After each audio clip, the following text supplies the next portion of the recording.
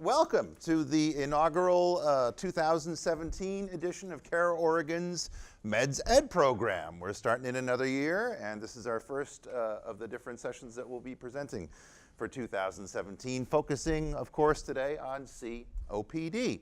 So because in the pharmacy department, we're kind of a collection of wacky mad scientists on the 6th floor, we wanted to do a little experiment with you guys before we get started into the actual content here today. If you're willing to participate in this, you should not find it too threatening in any way, shape, or form. But hopefully next to your binders, notebooks, everybody should have a perfectly innocent straw. Everyone got a straw there, very innocent, perfectly hygienic, flexible drinking straw.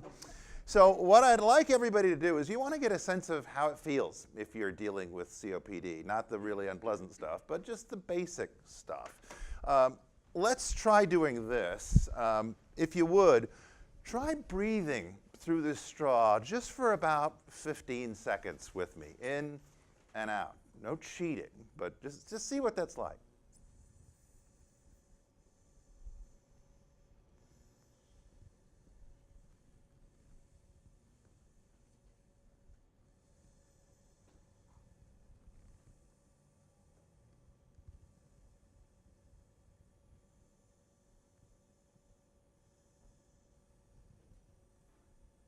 People are starting to look a little uncomfortable. Okay, how was that?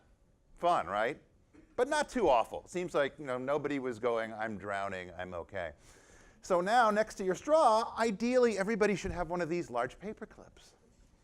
So just to up the ante a little bit, if you would, take one of these paper clips and slide it over the edge just to tighten that straw a little bit and compress it. It's not going to completely close it, but it's going to narrow your airway a little bit. And in particular, I want you to focus on how it feels when you're exhaling.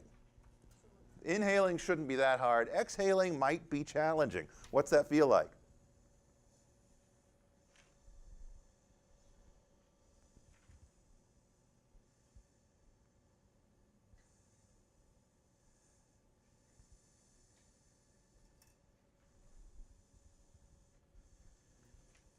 Some paper clips may vary. Your performance may vary as well. But you get a little bit of a taste, if you will, of what it's like to have some kind of a situation where the mechanics of your respiration are having to work a little bit harder. So everyone doing okay? Without further ado, let's jump in here this morning and see what we've got to work with. This is kind of the lay of the land. As far as our agenda here goes, we're going to do a medication review to start things off, and we're going to focus a little bit about smoking cessation this morning before we take our midsection break.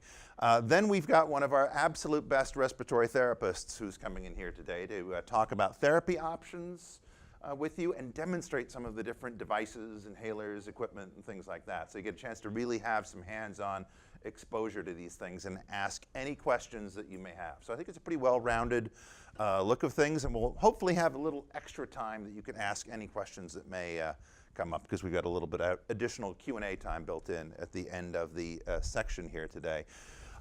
During the 3 or 4 minutes while we were just warming up with those straws, unfortunately, somebody in the United States passed away because of COPD-related causes. Because that's the unfortunate truth of the matter is 1 person every 4 minutes dies due to COPD-related situation. It's the 3rd leading cause of death in the United States. And for every 12 million people, I would say minimum, probably closer to 13 million that have been diagnosed with COPD, there's another 12 million out there in the population that have yet to be diagnosed, that don't realize that they actually have it. So the numbers are pretty staggering. We're talking $50 billion a year in terms of economic-related costs that this disease is causing for us. So it's a challenge, and we're going to get as much current information as we can that'll help us work towards mitigating things today. This will kind of be where we go in terms of the rotation of content here today. Of course, we're going to talk about pathophysiology and guidelines first. So to start things off, we're going to take the pharmacy lens in here today and talk about a medication review. To conduct us through that and give us a little bit more information, please give a warm welcome to one of CareOregon's pharmacist, Andrew Hibbard. Will take us through the first part of things this morning. Andrew, welcome, my friend. Thank you, thank you. There you go. Thank you. All right. So I'm really excited to talk to you guys today because it's really bringing me full circle around back in my academic career. Prior to getting my doctorate of pharmacy, I was a graduate student at Western Michigan University, and one of the tasks that I had to do was teach the physiology labs for the pre-health science professionals, and a lot of my students were going into nursing. So it's really bringing me full circle around, and I'll try not to go too heavy on physiology, but it's something I'm really passionate about. It's also exciting because the guidelines for COPD just updated recently, so we have a lot of new information. So chronic obstructive pulmonary disease, well, it's a preventable, treatable disease. It's a disease characterized by persistent airflow limitations, resulting of narrowing of the airways. It's progressive. It's associated with a chronic enhanced inflammatory response, and that's usually due to the noxious particles of the lungs. Traditionally, we used to teach COPD back when I was a student at Western Michigan as a disease of emphysema and chronic bronchitis, but we've moved away from that recently because we've figured out that there's emphysema, the destruction of the alveolar sacs of the lungs that are responsible for gas exchange, aren't just the only thing that's taking place. It's not the only abnormality we can explain with this disease. And chronic bronchitis, which is defined as having 3 months of chronic cough and sputum production for 2 consecutive years at a time, is its own diagnosis in itself. And many people don't have COPD but do have chronic bronchitis. So we had to redefine it a little bit. So what is it? Well, as you can see from this graph here, you have a healthy lung. And then as the air particles travel down your nasal passage, through your trachea, into your right and left bronchi, and down to the smaller bronchioles of the lung, usually it goes unobstructed. You barely notice breathing at rest, and you're able to actually to efficiently oxygenate your tissues. Now what happens in a COPD patient lung is a cascading event. And those noxious particles, they travel down, and it's like scraping, they scrape and they cut and the airways all the way down, and they cause little pockets of swelling and inflammation. And they activate certain cells called goblet cells, which are responsible for producing mucus, with the sole intent of trapping those noxious particles and limiting the amount of damage and spread of the damaged cells to the other surrounding tissues. That inflammation, of course, causes swelling, and swelling causes narrowing of the airways. Over time, our bodies naturally try to prevent. We have a natural urge for self-preservation, and we try to fend off all the onslaught of our immune system, which is exactly what the epithelial cells go after and activate. Now, smoking is probably the biggest thing that we see with this.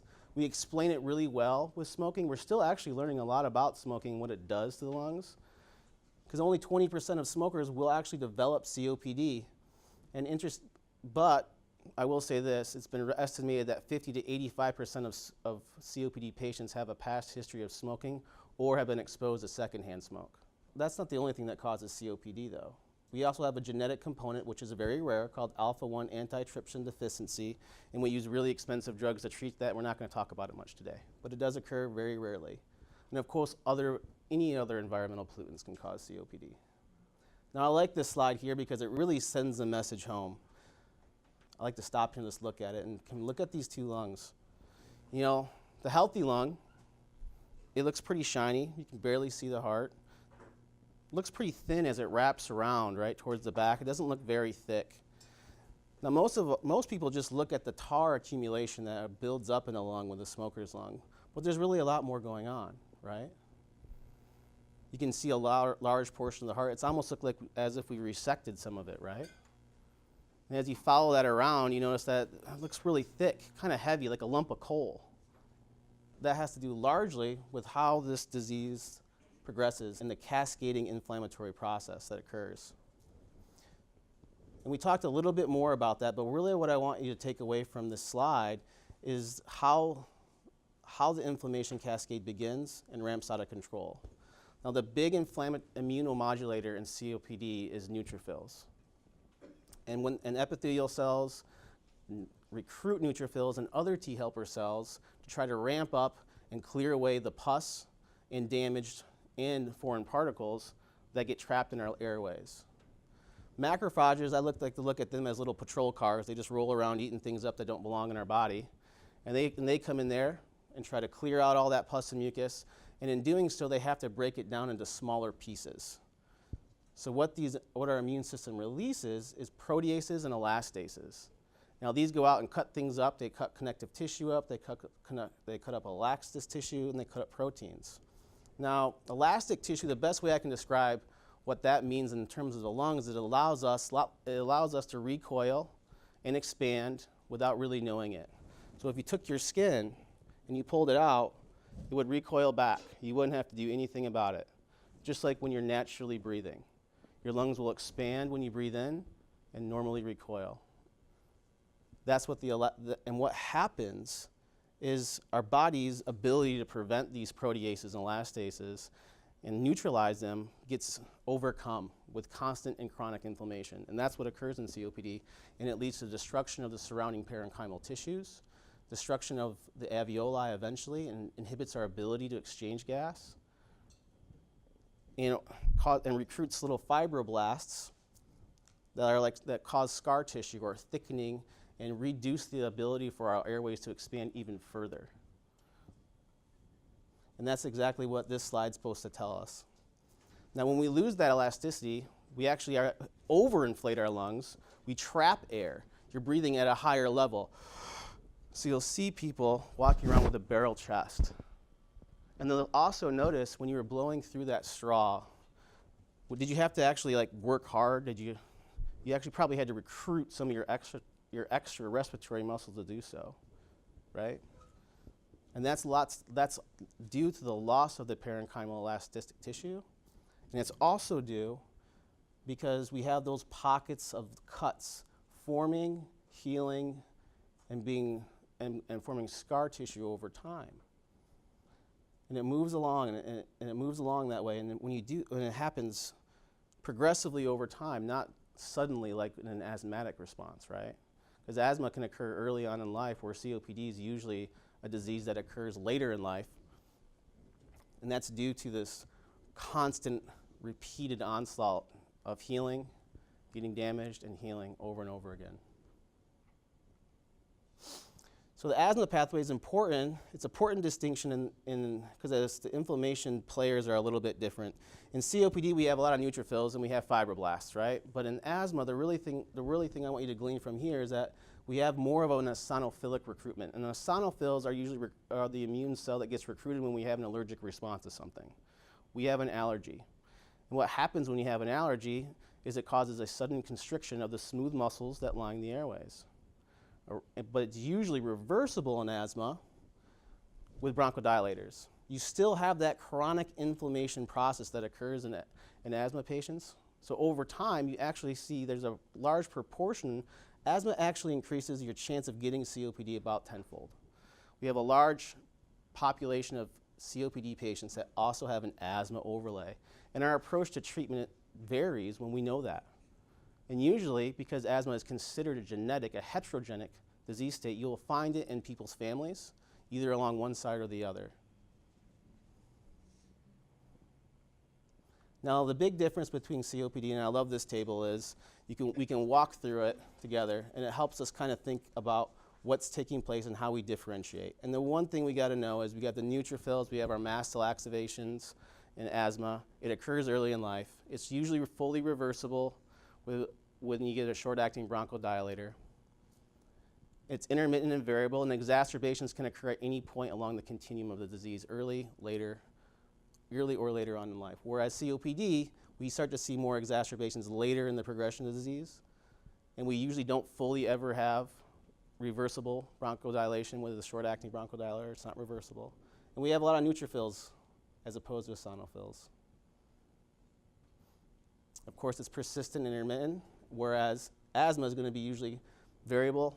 And the type of cough and when it occurs is important. Usually when you're sleeping, the mucus production accumulates, and you end up coughing in the morning and coughing up sputum. It can be colored, it could be white, green, or blue. Whereas asthma, you usually start coughing during the night while you sleep. That's another thing to ask patients when they come in, is when do they start coughing? Is it while in the middle of the night or in the morning? And that's because they want to clear their lungs. So what will COPD feel like? Well, you have shortness of breath because you're losing your ability to actually inhale efficiently, and you're blocking the ability to expire. So people with COPD have a problem expiring. And you have to work hard, like you had to work hard to blow through that straw. And that takes energy. And that energy causes you to lose weight later in life, and people feel tired because they're working very hard to breathe. And of course, you get the tightening of the chest and the wheezing as well that you hear. You also notice people look a little blue. They'll get blue on their lips and blue under their fingernails. And that's another way and you always should look at that when you see your patients, when you're examining them. So let's go into the guidelines. The guidelines just updated recently, and for once they were a pretty massive shift away. They made a lot of good changes, in my opinion. I usually don't always agree with the gold guidelines, even though they are the gold standard, but this new shift has really changed the way I look at it, because honestly, when I was a second-year pharmacy student, I was listening to my professor tell me these exact recommendations, and I'm sure Dr. Hefflinger is dancing around the room right now and saying, "I told you so," to our other professor who disagreed with him. So we're going to go really high level with it. We're not going to get in a lot of details, but we'll walk through the changes together. So when you diagnose COPD, you always want to do spirometry, and that hasn't changed. And now spirometry tells us the degree of airflow limitation, and we use the ratio of how much someone can expire in 1 second in terms of the volume of air over that of what they can fully expire out forcefully in one breath. And if it's less than 70, then we know they have a pretty severe airway limitation. And we used to group them in severity: mild, moderate, severe, very severe. There's gold 1, 2, 3, or 4, and that's been consistent throughout many of the guidelines updates. And people who are usually very severe are going to be less than 30%. And we still use these to kind of, in certain situations, to determine how we approach treatment. And in the past, we also use them to assess risk, the ABCDs. We have patient groups in COPD according to the GOLD guidelines. And they're grouped A, usually low risk, less symptoms, either a GOLD 1 or 2. And usually they have an 0 to 1 exacerbation. And when I say 0 to 1, that means either no exacerbations or 1 exacerbations that did not result in a hospitalization. Once you had an exacerbation that caused a hospitalization, you automatically moved into a higher risk category, usually a C or a D. And the CAT and the MMRC were self-reported questionnaires that we give patients to kind of determine how much shortness of breath or dyspnea they have, and how that's affecting their quality of life and daily activities. We prefer the CAT because it actually assesses how they feel about their life and how it's affecting them, whereas the Modified British Medical Research Council scale, which I've never seen anybody use or look at, that only determines shortness of breath and dyspnea. But we use those to kind of gauge people's symptomology. Now, what you really need to know in terms of the CAT is it's pretty simple. It's either greater than 10 or it's less than 10. If it's a greater than 10 CAT, that means they had a lot more symptoms. If it's less than 10, that means they have a lot less symptoms. It's a series of questions that you ask and can score up. Now, what's changed in the 2017 GOLD update, which I love personally, is that they separated out the spirometry portion from the risk assessment. So if we go back a couple of slides and we look at someone who would fall in a GOLD 4, they would usually have a less than 30% predicted FEV1 to FVC ratio. They would automatically be categorized in a D ranking, right? Especially if they've had any symptomology. But what the new guidelines have really moved away from is they factored that spirometry thing out of the risk assessment. They still do it. We still do it for diagnosis. We still need it to kind of gauge the degree of airflow limitation. But there's a poor correlation with spirometry relative to what the patient's experiencing. There's still a strong correlation with spirometry levels and the degree of airflow limitation it has on mortality and hospitalization, but not so much with the patient's symptomology. And that changes a lot. So if you imagine a patient who came in with less than 30 FEV1, who had no exacerbations in a 12-month period of time, and had a CAT score greater than 10, in our old designation, they would be in stage D. We would be talking about palliative care, end of life, maximizing all treatment options. Now that same patient, because we removed that spirometry and they haven't had an exacerbation, is actually going to fall into group B because they are stable, they're not exacerbating, even though they have reduced lung function. So it's a major shift to how we view treatment and how we view staging of patients. I love it personally because I can't tell you how many people who I've seen on maximum therapy that were, I feel fine, and hardly ever take their medications. And this kind of goes through on how we would gauge what a high-risk person is and what the exacerbation looks like. Does everybody understand that? Because that's an important designation, and I really want to go through it again if we don't. So basically it's that it's based more on exacerbations and symptoms and not necessarily just the numbers off your score. You got it. Yep. Good. So exacerbations are bad. We don't like them. They increase your likelihood of having mortality and going to the hospital and dying pretty substantially. So the goal of treatment usually is to prevent that and also make the patient functional and be able to have and improve their quality of life.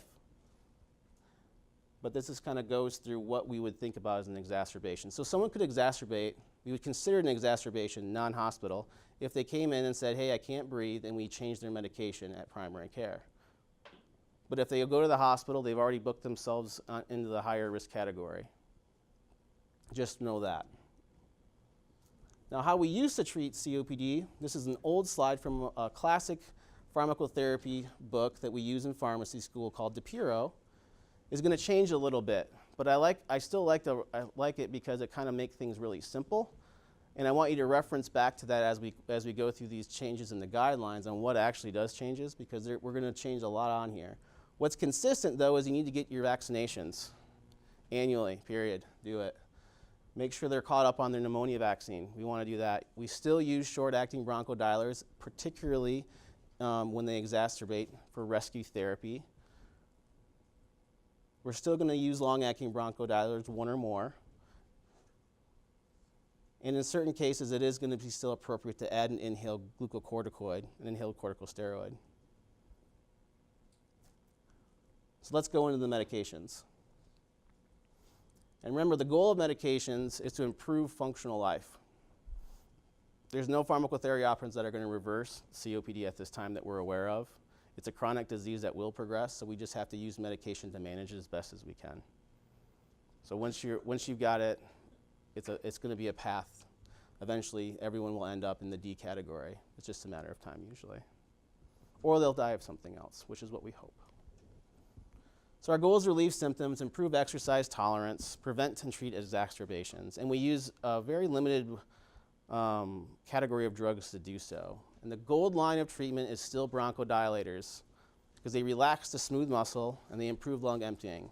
Now, if you remember back to my class in my lab, way back in your pre-rec days, I probably made you cut up open some animal, examine their skeletal muscles, put some electrodes into them, throw some drugs on them, and tell me how that affected the contraction of the muscle. Sure, I know I did, especially if you're in any of the health science physiology classes. Usually it was a frog, spoiler alert. And that's exactly what these bronchodilators do. They just use separate mechanisms to do so. When we talk about beta-2 agonists, we have short-acting versions and we had the long-acting versions. What they do is similarly what you would do in a fight or flight response. They're adrenergic. And when you're running from a bear in the woods, you need your body to pump blood quickly, fastly to the tissues that are going to be working hard. You need your capillaries in those muscle tissues to dilate, and you need to be able to oxygenate these tissues.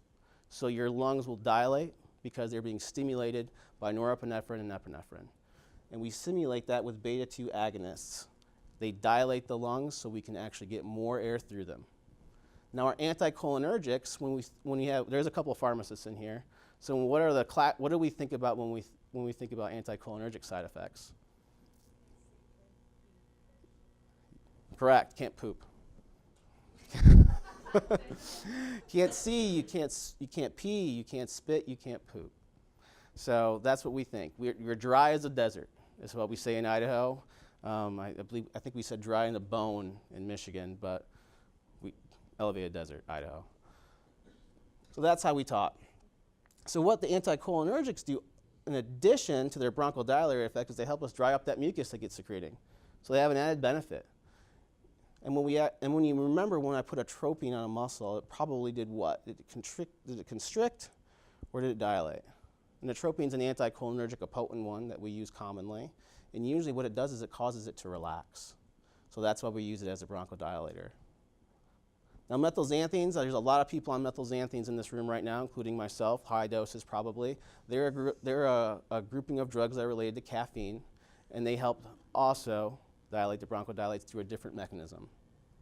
We'll go in very briefly into those. And of course, corticosteroids, inhaled and systemic, are prednisones. And they cut the inflammation cascade off at the head. They're really the most efficient way of doing so. And they're used more so in asthma than anything as first line.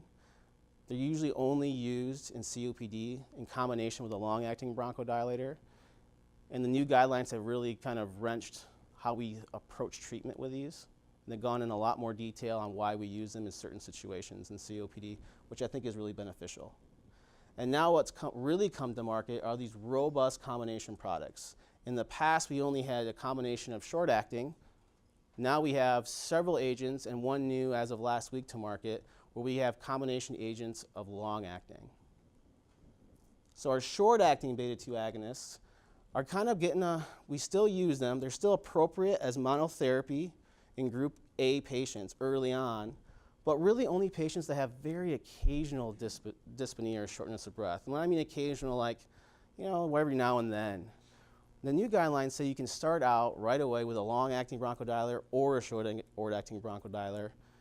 And if one of those doesn't work, feel free to add on a long-acting bronchodilator if you already haven't, or another one. So you can combine the long-acting bronchodilators.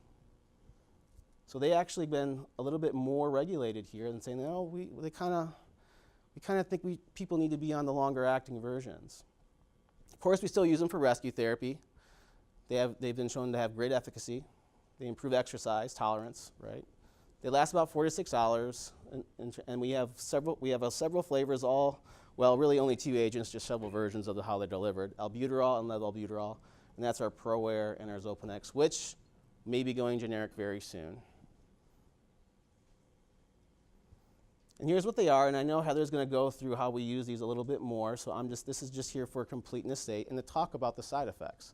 Now remember, we get an adrenergic response with our beta agonists, right? And what's an adrenergic response look like? Tachycardia, heartbeat, heart increases, right? You get dizzy, maybe a little bit of tremors. I'm nervous, this bear's going to eat me. So you get a little nervous. So those are the type of things you need to think about. You may get heart palpitations, very rare really, and some people may have problems sleeping.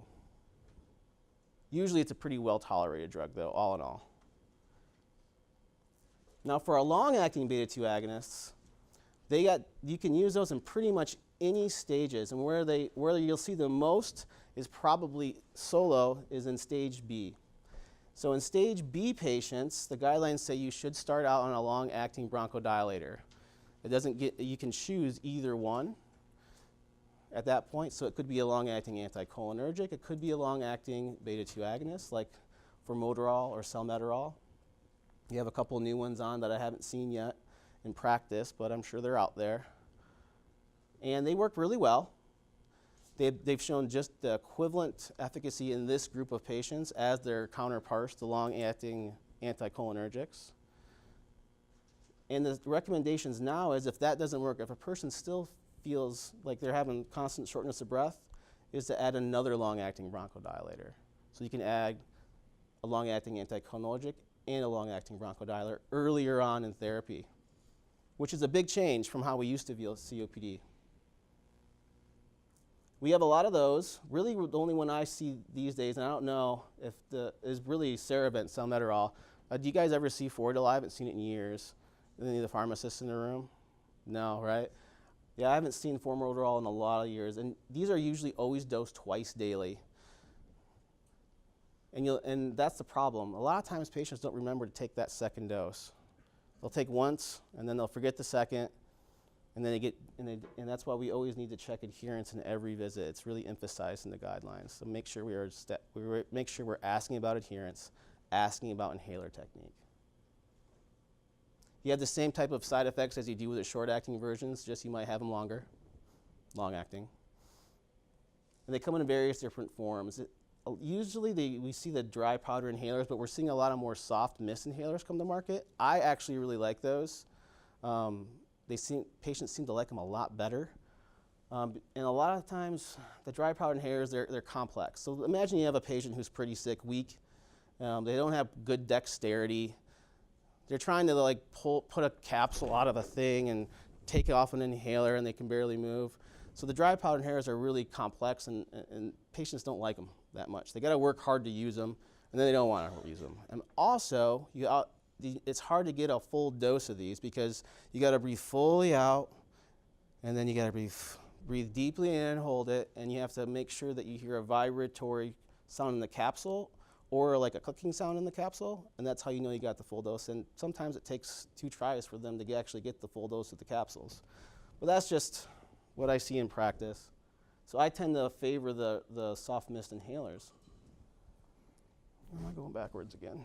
So our short-acting anticholinergics, we have one flavor. It's called the ipratropium or Atrovent, and they work just as good as albuterol short-actings, and in combination they have improved efficacy. And we found that out later, which kind of sparked the idea of maybe we should try combination therapy with a long-acting, and that's exactly what they have done in the recent update, is have a lot of information about using long-acting inhalers together. And they have the same designation as our short-acting.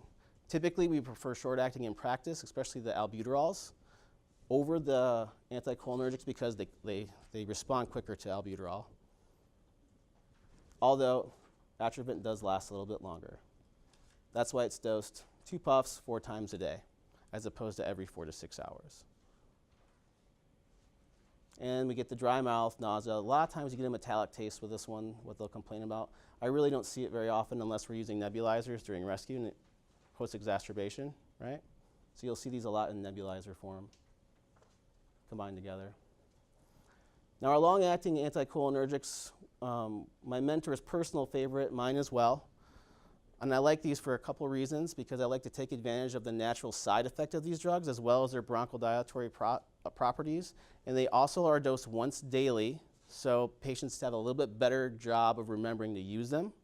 And they're just as good as our long-acting beta-2 agonists, especially in our less sicker patients. However, in our C patients, the new guidelines recommend starting the patient out on a long-acting anticholinergic, Spreva or tiotropium, as first-line therapy. And then if they still are exacerbating or having symptoms, adding on a long-acting beta-2 agonist like salmeterol. So they do have a little bit more evidence in our C category patients. And they actually have pretty decent evidence in reducing exacerbation and hospitalization, which is highlighted consistently throughout the new guidelines. And I also like them because the new tiotropium or Spiriva comes in a Respimetin soft mist inhaler, and I like those, and patients like those. So I tend to favor those over the DPI inhalers. We've got a couple new ones that came to market. I still haven't seen those, but I expect to see a little bit more of the Incrusa series in the future. I particularly like that because it's only once daily. So I'm hoping to see that more often. And you get headache and dry mouth with these. You get typical anticholinergic side effects. They're really mild though. So our combination bronchodilators, what I've been kind of harping on the whole time because I love them, and they really kind of came to the market recently, and we have a robust market now, and they're recommended in B, C, and D group of patients as either first line or second line therapy. First line in our D category patients, remember our end of life patients, the patients we're discussing, what are your goals of care, palliative care potentially, are really sick patients. The combination of both an anticholinergic and a bronchodilator is considered first line. If they still have signs and symptoms of dyspnea, then you step them up by adding an inhaled corticosteroid. And now the guidelines have really good recommendations surrounding de-escalating inhaled corticosteroids because there's a growing body of healthcare professionals out there that are noticing that in our sickest patients, we're using inhaled corticosteroids. And I want to skip to that. In our inhaled corticosteroids, one of the biggest problems that we have in them is they cause pneumonia. They cause upper respiratory tract infections, particularly if and they also cause oral fungal infections. And you have to wash your mouth out after using them. It's just an extra step for patients. And if people get upper respiratory tract infections, pneumonia, and they're in our sickest group of patients, then the likelihood that they're going to get exacerbation increases. And they go to the hospital and they get antibiotics and they get prednisone, and then they go home and they use their inhaler, and the cycle continues. So there's a lot of people looking at these, and they've kind of deregulated them. They do not want this to be used as monotherapy, period. It's not recommended in the GOLD guidelines any longer for people with COPD. Now, where we do see a really good benefit in inhaled corticosteroids in COPD is those patients who have the overlay of asthma. So if they have a past history of asthma, or they have a high serum eosinophilia count, we seem to see better outcomes with inhaled corticosteroids. But the guidelines also say that we should only use them in combination with a long-acting bronchodilator or and particularly a long-acting beta-2 agonist if we're going to use them in COPD. Overall, LAMA and LABA is preferred. And we have those. Those are our flow vents and our QVARs, was what we see mostly. I don't see much of the other ones anymore, but I definitely do see the QVAR and the flow vent a lot in practice. We do see the budesonide occasionally, but usually not so much anymore, right? Not very rarely we see that. And the same recommendations apply to our combination products. Now, these we see all the time, especially the Symbicort and the Advair. How many people with COPD are on that? So that's why I think the guidelines really kind of shifted away from the inhaled corticosteroid use, even though we're using these probably more commonly than in most of our patients than we are with just our single agents. And now the new guidelines say you can add these, but if the people are still having symptoms or they have an exacerbation, they recommend de-escalating as long as it doesn't reduce lung function, which is a big change. They even gave you a little stepwise process in the guidelines about how you should think about de-escalating it and monitoring, which was a complete shocker to me when I went through them, because I didn't expect that, because you see these all the time in practice. They're usually the first things that people get put on, and it's still appropriate to put on people. Just make sure they have an asthmatic component to their COPD. Now, I like to stop here because the Brio Ellipta series, the Brios, they're a new medication, and I like them because they lock and load.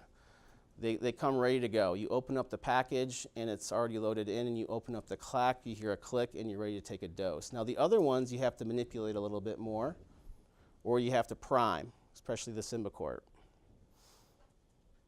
And that's why I like these new delivery devices from the Brio series, and I think we're going to see a big change in how these inhalers are used, and they're going to follow that because they're kind of seamless. You just open it up and it clicks, and you're ready, and you can use it. However, if you open it up and you don't use it, you just lost a dose. But you don't get a double dose according to the manufacturer, which is good. That's the big change with those. So that's why I wanted to stop there and just talk about the Brio series, because I think you're going to see a lot more of those come through your pharmacies and your patients in the near future. Methylxanthines, not recommended anymore, unless bronchodilators are unavailable or unaffordable. In the past, they used to have this as an alternate therapy. It still kind of is, but they've come out and really said, guys, let's not use these anymore. They have a narrow therapeutic window. They have a lot of side effects. We got to monitor them a lot. They don't have as much efficacy as our long-acting inhaled bronchodilators. Only use them if we can't use any other of our standard therapies. So that's good. I'm happy about it. And now we have a really expensive medication called Dalresp. Now, Dalresp they really cracked down on when you use this in the new guidelines. You use it in stage D only, You only want to use it if a LABA, a LAMA, and an inhaled corticosteroid was not successful. They have chronic bronchitis. They've exacerbated at least once in the last year, and it resulted in a hospitalization. And their FEV1 has to be less than 50%. And they also say if you add it and they still have symptoms and further exacerbations, you should probably remove it, which is a big change in the guidelines from last time. But it is a drug that's out there, and it's very expensive. That's probably why they really highlighted when is it appropriate to use these medications. It's only for severe COPD. We still use oral corticosteroids, short windows, 5 days, 40 milligrams, because we don't have to taper it. They're very effective, especially after an exacerbation. So that hasn't changed much. They have the typical side effects of corticosteroids: increased appetite, weight gain, abnormal fat distribution, hyperglycemia. But they definitely work pretty well after an exacerbation, and you'll see the notes are still recommended. Now, what's really interesting is the antibiotics. Typically, I don't really know how I feel about the new antibiotic recommendations. They actually gave, in really sick patients who have failed all the therapies that we just talked about, they say that you can actually try an azithromycin or erythromycin, a macrolide, for our stage D patients prophylactically, usually dosed 3 times a week. And it has been shown to reduce mortality and hospitalizations, at least at 12 months. They gave it an A evidence rating in the new guidelines, and I'm not sure how I feel about that, because I worry about antimicrobial resistance and I worry about hearing loss. So it's recommended, but I'm not sure how I feel about it. And we don't have long-term data, only a year's worth of data. But it definitely is taking advantage of that class of drugs' immunomodulatory effects, so it makes sense. And that's really the big changes in terms of medication use. I tried to talk through it more than do visual, because we have to get copyright information through the GOLD guidelines, and that takes time, and these guidelines just updated, so I apologize for that. Now I want to talk a little bit more about smoking cessation. Of course, you want to get your yearly influenza vaccinations. We already talked about that. But we're going to hone in on smoking cessation, because it's probably the most important thing you can do in terms of preventing COPD, in my opinion. Paul talked a lot about how dangerous smoking cessation is. What I want to talk about is that each year 1 in 5 deaths are smoking related. And I use this with my patients a lot in clinic when I'm trying to motivate them to quit smoking. And I've started using the effects of secondhand smoking with great success. I've been very unsuccessful on several occasions on motivating people to quit when I'm talking about what it's doing to them or how it's affecting their health. But what I've found is people tend to care about their pets a lot. And when I talk about what smoking does to their pets, they seem to get really, I've actually had 2 people that they committed to quitting just because I said, this doesn't just affect you. I mean, you can burn down your house. It affects your pets, it affects the people around you. And look how it affects, children. We care about the children. And then, surprisingly, they really thought hard about that and wanted to quit. So why is smoking so addicting? Well, it's all about that wonderful chemical called dopamine. It's the addictive drug of the brain, causes euphoria. It's the rewarding effect we feel when we use a drug. And what happens in a pack per day smoker is that we get this added nicotine level that builds up over time. And that's an important point. Nicotine is dose dependent and additive. So with 1 cigarette adds on to another cigarette, adds on to another cigarette. And what that does to the brain in the bottom is really important. What they did here is that they radiolabeled dopamine receptors in the brain. And they measured how many of those receptors were available after smoking 1 cigarette and after smoking 3 cigarettes. Now, when it's looking green and yellow and red, that means you got a lot of dopamine receptors available. Look what happens after 3 cigarettes, or even just 1 cigarette. All those receptors are saturated with dopamine. And that's exactly what nicotine does. It causes a flood of dopamine to release in the neural synapses. And because that's continually happening throughout the day, 20 times or so, we actually end up resetting our normal basal dopamine release levels. So if we're sitting at 100%, we're now usually used to producing at maybe 150 to 200%. And that's exactly what this slide highlights. This is another great slide the presentation that I went to long ago, and they compared what percent increase of basal release of dopamine occurs when you use one dose of an addictive drug. Now 100% means this is your basal. Anything above that means excessive. Now if you can look at nicotine, rapidly, shortly after your first cigarette, your dopamine production increases up to 230%, which is even higher than what a 10 milligram per kilogram, 65 kilogram female experiences when they have a dose of morphine, and we know how addicting opioids are, right? There's a lot of professionals who believe that maybe smoking and nicotine addiction, tobacco addiction, is more addicting and harder to get it quit than heroin and opioids. And this is probably why they think that. So motivation to quit. In the past, we used to talk about motivational interviewing, and Paul is the man at that, and he had a bunch of people come out and talk for 4 hours. So we're not going to go too much in that. We're going to actually talk a little bit about how hard smoking is to quit, what type of medications we can use, and different strategies. Yeah, I know. And smoking is hard, right? Quitting is hard. People will quit and they'll relapse over and over again 8 to 10 times throughout their lifetime. The good news is that most smokers want to quit. They just don't know how, or they think they can't, or they can't believe that they can. Or it's just not a good time, right? How many times have we heard that? It's just not a good time. A couple of pharmacists recently blew my mind and started offering smoking cessation post-discharge, and I thought that was a great idea because I think at that point in time, people might be at a pretty high stage in their lives where they would want to quit, and I think it's brilliant. And I never really thought about it that way, but I love the idea. Shortly after being discharged, it talks about smoking cessation. So if you want to go check out the awesome MedZed motivational interviewing seminar, you can go to that link on our webpage. And I'm not going to go into it, but I'm definitely going to shoot a plug for it. Reasons to quit, they should be obvious. We talked about several of them and the ones I've been trying to use lately that have changed the way I've been practicing. So I'm not going to spend a lot of time reading them through today, but you save money, you feel better, you won't get COPD, and it doesn't affect those around you that you care about.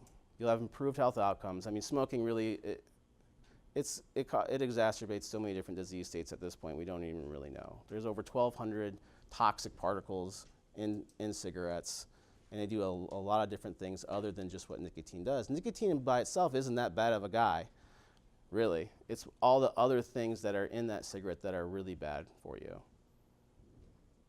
We always do the 5 A's: ask, advise, assess, arrange, use SMART goals. We always want to check smoking status, how many cigarettes they're smoking, how frequently, when their first cigarette is. Those are all very important.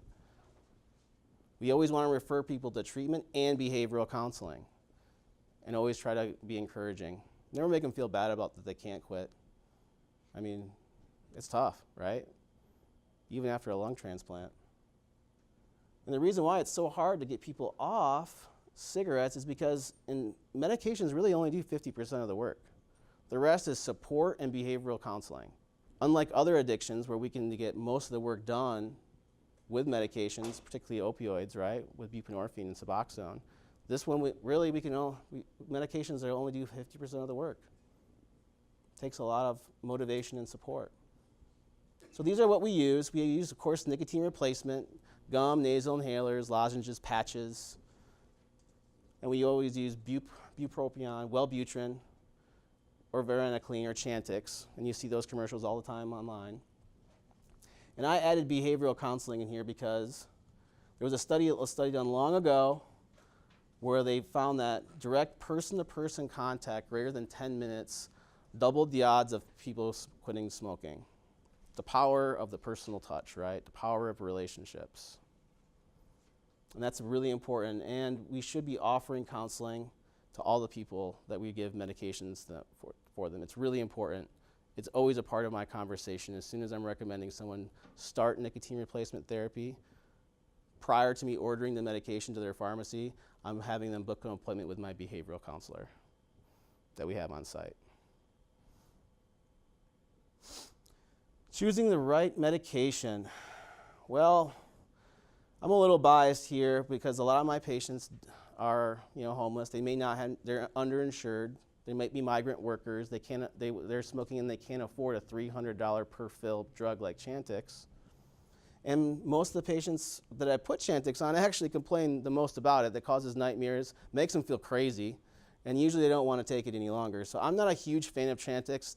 I'm just throwing that out there right now. And where I use that are the people who are smoking 2 packs of cigarettes a day and using chew, maybe even e-cigarettes at the same time. And I don't think I can get their serum level of nicotine high enough safely with nicotine replacement. Then I'll usually consider Chantix, or if I've exhausted all other options.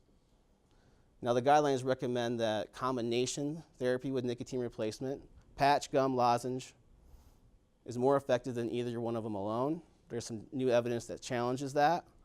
But what I do want to drive home is, for the cost of 1 Chantix, I could treat 4 to 5 people.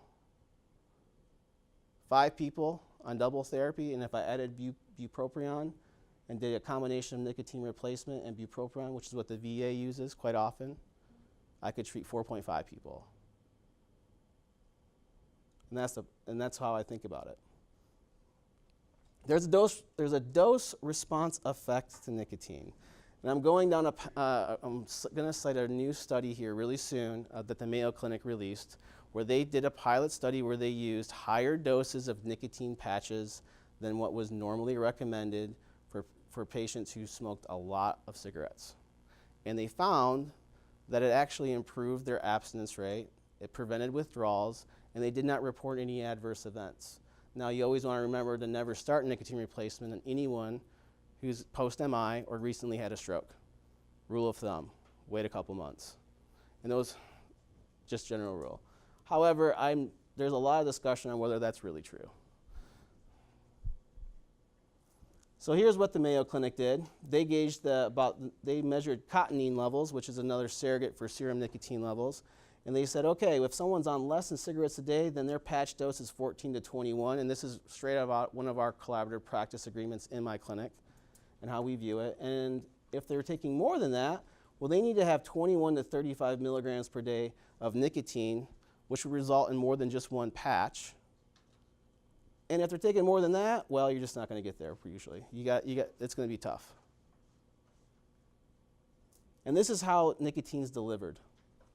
And it's a really messy slide, and I did it on purpose to overwhelm you, and I apologize. But really what I wanted to highlight on here was this is what happens in terms of plasma nicotine concentration when you smoke 1 cigarette or put in some moist snuff. And here's what happens when you add a patch.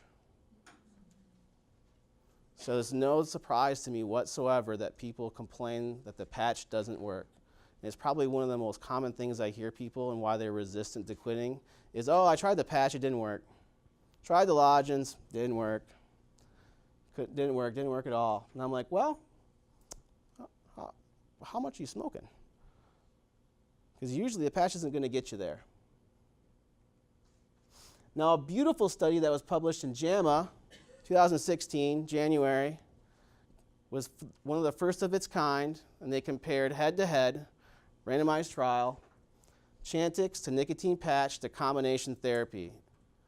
And what they found was that at 26 weeks, there was no difference in abstinence rates using any of them, which goes to show is that a high-cost medication is no different than a $24 medication in terms of its 26 weeks abstinence rate, and really drives the point home is that we should be kind of maybe using Chantix. It's considered first line. It's definitely appropriate first line, but is that where we want to first start? And this is a bunch of resources to help you quit. They're wonderful. And to stop here, I also want to highlight, because I didn't have time to put a slide together, but we have a beautiful slide in our CDTM that kind of walks you how we approach nicotine replacement and when we start adding on therapies. So when someone comes in and they smoke a pack a day, typically we start them out on a nicotine patch 14 or 21 depending on what other nicotine replace supplements they're taking. And we order that into the pharmacy along, and we have them choose between the lodgings or gum. And we order them both at the same time. And we have them try the nicotine patch. And I say, try it out for 3 days. If the withdrawal effects doesn't go away in 3 days, I've already called in a prescription for a lozenge for you, and I want you to take that as needed whenever you feel it. And it's okay to take more than one if one doesn't do the trick. And that's what we use in clinic. And once we've exhausted that options, then we start going down the Chantix road. And behavioral counseling for everybody. At least 10 minutes, 5 sessions. And that's all for me. Let's take a break. Class dismissed.